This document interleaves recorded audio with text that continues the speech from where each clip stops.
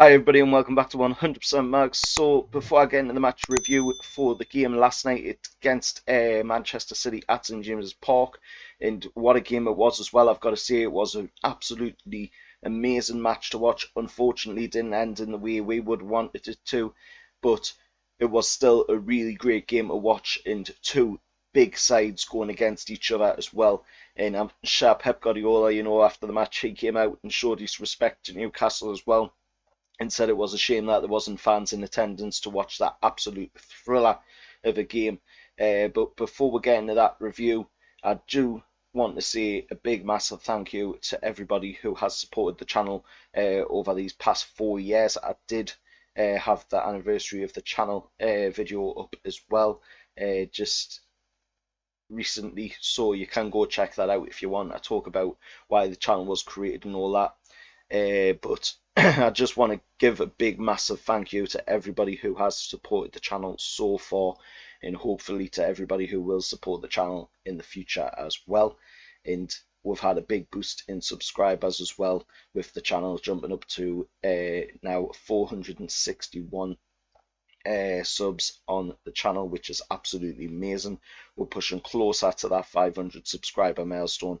But anyway, enough about that. Let's get into this review for the game against Manchester City. So as you can see to my left, Manchester City came away with a 4-3 win against Newcastle. Now if you watch the preview, I did talk about, of course, 1968's game where Manchester City had to come to St James's Park and win 4-3 to win the title, and I did say that wouldn't be the case this time around. How wrong was I? Because that's what it's been this time around, but it shouldn't have been that scoreline, because Newcastle were 1-0 up after 25 minutes into the game, and of course by the unlikely goal scorer of Emil Kraft jumping up with a header above the rest and putting it into the back of the net against not Ederson, because Manchester City didn't decide to put Ederson in goal,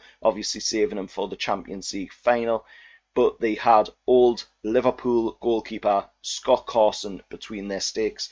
And I've got to say, that was his debut last night, and he's well and truly got to be looking at that and thinking, God, why did I have to get these goals scored against us? Newcastle were absolutely on fire. Man City was showing some great effort in the game as well. They were really pushing it against where both teams were going for it. And for a game, what could only be counted as a rubber match, because Man City already won the title.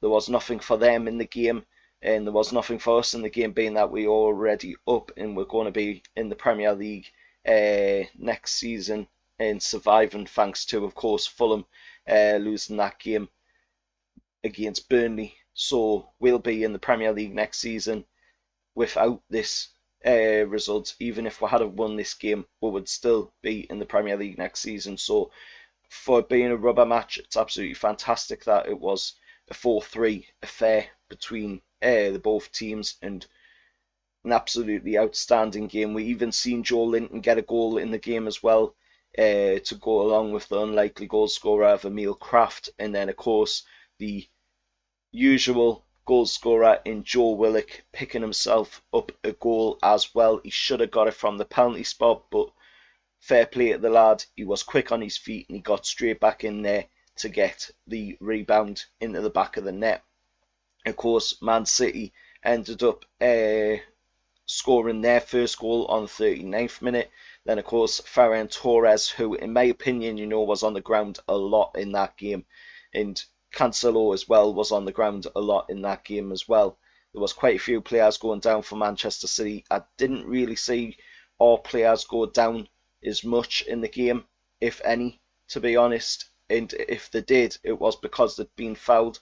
But Manchester City, they were diving all over the ground last night. And, that's not to take away from how good the game was, because it was a really good game. But Manchester City were all over the ground in that game. And you can't look past that, that cheating mentality of what them kinds of players are doing.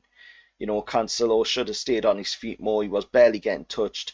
Ferran Torres as well. He was barely getting touched. And then, of course, Ferran Torres and Cancelo ended up scoring the goals in the game as well for Manchester City, with Ferran Torres picking up a hat-trick, you know. So it's one of them games. It was an absolutely amazing game to watch. Just a shame, you know, that Newcastle didn't come out on top, because, in my opinion, we deserved to at the end of the day. We were absolutely amazing.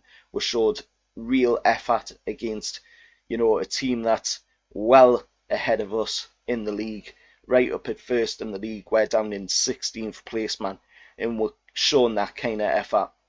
You know, and this is under Steve Bruce as a manager, and under the ownership of Mike Ashley. What can we do when the takeover finally gets put through, and we're under the ownership of Piff, Amanda Staveley and the Rubens, and a new manager? You know, what we're going to be able to do if we can do this to the new Premier League champions, Manchester City. We almost took the game from them. We almost beat them, and Pep Guardiola even showed that respect, you know, at the end of the match as well, to us Newcastle United fans and to the club, you know, in the fact that he realised that that match could have ended so differently if it hadn't been for Ferran Torres switching on, you know, and getting them goals that he did in the game. And, you know, another surprise for me as well was the fact that there was 2 penalties given to Newcastle in the game. When's that ever happened? You know, when we're ever gotten 2 penalties in a game?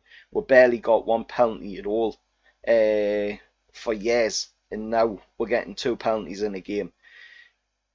It's good to look at, you know, for going into next season. We've still got that game against Sheffield United as well coming up on the Wednesday, so that's going to be interesting to watch, with 10,000 Newcastle fans going straight into the stadium for that one. And of course, then we've got that last day of the season game against Fulham, and of course there'll be 10,000 Fulham fans in attendance for that one. But it's going to be interesting to watch that one against Sheffield United. It's going to be interesting to see how the fans react to Steve Bruce in the stadium. Hopefully they still give him hell.